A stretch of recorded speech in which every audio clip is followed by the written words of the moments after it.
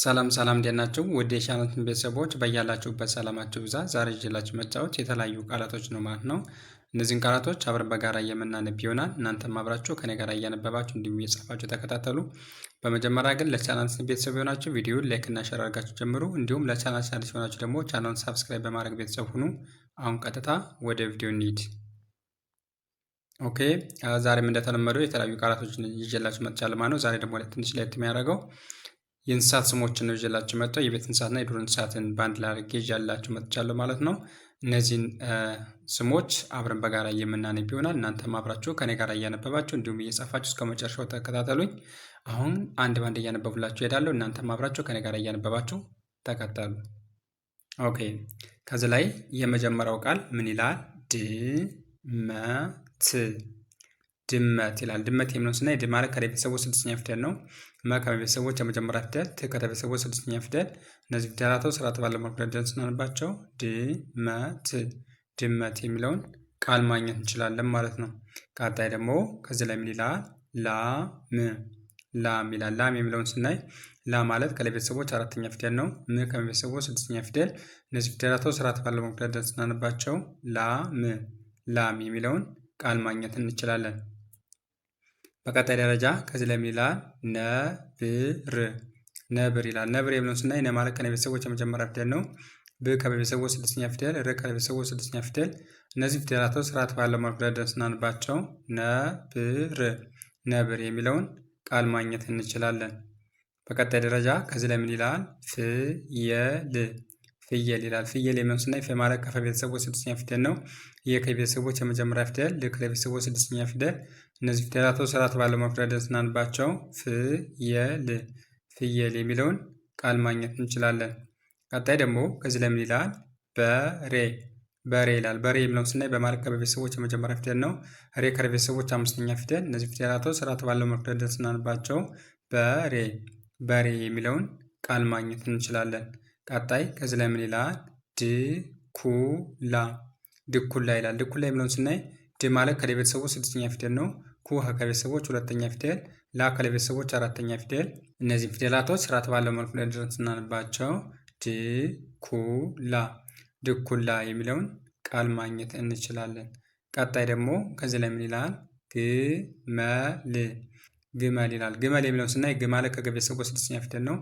መ ከቤተሰቦች የመጀመሪያ ፊደል፣ ል ከቤተሰቦች ስድስተኛ ፊደል። እነዚህ ፊደላቶች ስርዓት ባለው መልኩ ደርድረን ስናነባቸው ግመል ግመል የሚለውን ቃል ማግኘት እንችላለን። ቀጣይ ከዚህ ላይ ምን ይላል? በግ በግ ይላል። በግ የሚለውን ስናይ በማለት ከቤተሰቦች የመጀመሪያ ፊደል ነው። ግ ከቤተሰቦች ስድስተኛ ፊደል። እነዚህ ፊደላቶች ስርዓት ባለው መልኩ ደርድረን ስናነባቸው በግ በግ የሚለውን ቃል ማግኘት እንችላለን። ቀጣይ ከዚህ ላይ ምን ይላል? ቀበሮ ቀበሮ ይላል። ቀበሮ የሚለውን ስናይ ቀ ማለት ከቤተሰቦች የመጀመሪያ ፊደል ነው። በ ከቤተሰቦች የመጀመሪያ ፊደል፣ ሮ ከቤተሰቦች የመጨረሻ ፊደል።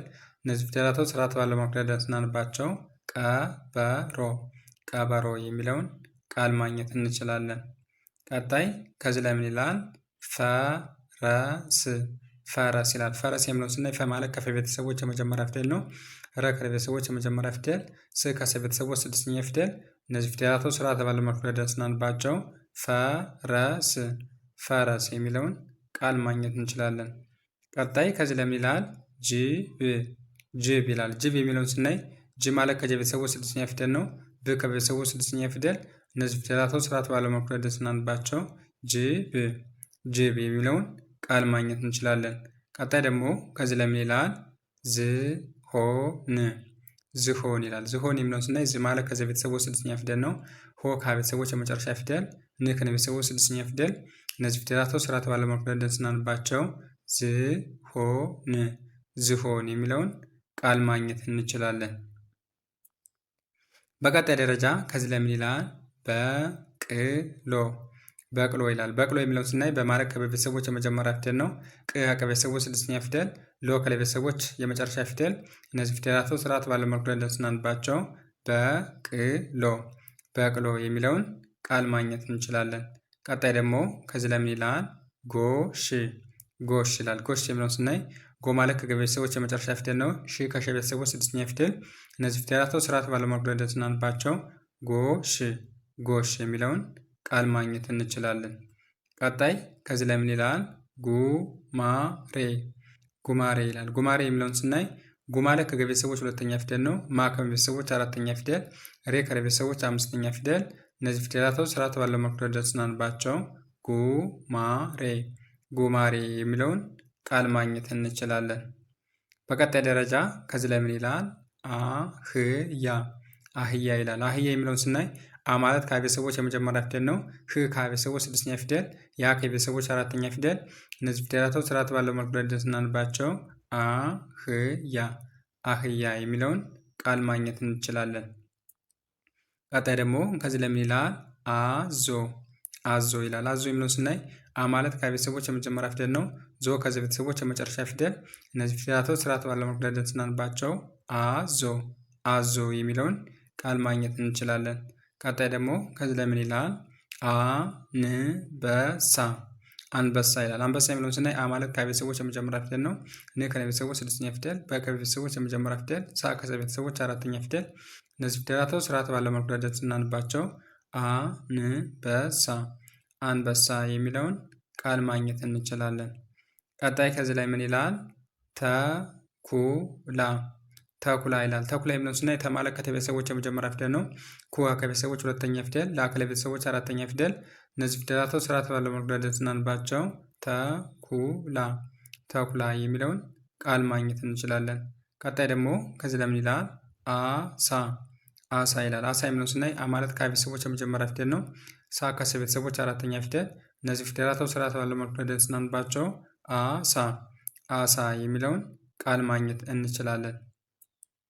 ቀጣይ ከዚህ ላይ ምን ይላል? ኒያላ ኒያላ ይላል። ኒያላ የሚለውን ስናይ ኒ ማለት ከነ ቤተሰቦች ሶስተኛ ፊደል ነው። ያ ከቤተሰቦች አራተኛ ፊደል፣ ላ ከቤተሰቦች አራተኛ ፊደል። እነዚህ ፊደላቶች ስርዓት ባለው መልኩ ደርድረናባቸው ኒያላ ኒያላ የሚለውን ቃል ማግኘት እንችላለን ማለት ነው። ኦኬ እንደዚህ እያደረጋችሁ እስከሚገባችሁ ድረስ በደንብ ካነበባችሁ በኋላ ቪዲዮን እያቆማችሁ ደግሞ እየጻፋችሁ መለማመድ ይህ ለእናንተ ግዴታ ይሆናል ማለት ነው። እንደዚህ እያደረጋችሁ ተለማመዱ። ዛሬ ይዤላችሁ የመጣው ቪዲዮ ይህን ይመስላል። ቪዲዮ ከተመቻችሁ ቪዲዮ ላይክ፣ ሸር እና ሰብስክራይብ ማድረጋችሁ እንዳትረሱ። እንዲሁም ኦንላይን መማር ለምትፈልጉ ታች ላይ በማስቀምጥላችሁ ስልክ ቁጥር በ0918 03 4685 ላይ በኢሞ በቴሌግራም እና በዋትሳፕ በመደወል ትምህርታችሁን መከታተል ትችላላችሁ። ዛሬ ይዤላችሁ የመጣው ቪዲዮ ይህን ይመስል ነበር። ቀጣይ ደግሞ በሌሎች ቪዲዮ እስከምንገናኝ መልካም ጊዜ፣ ቸርን ሰንብት።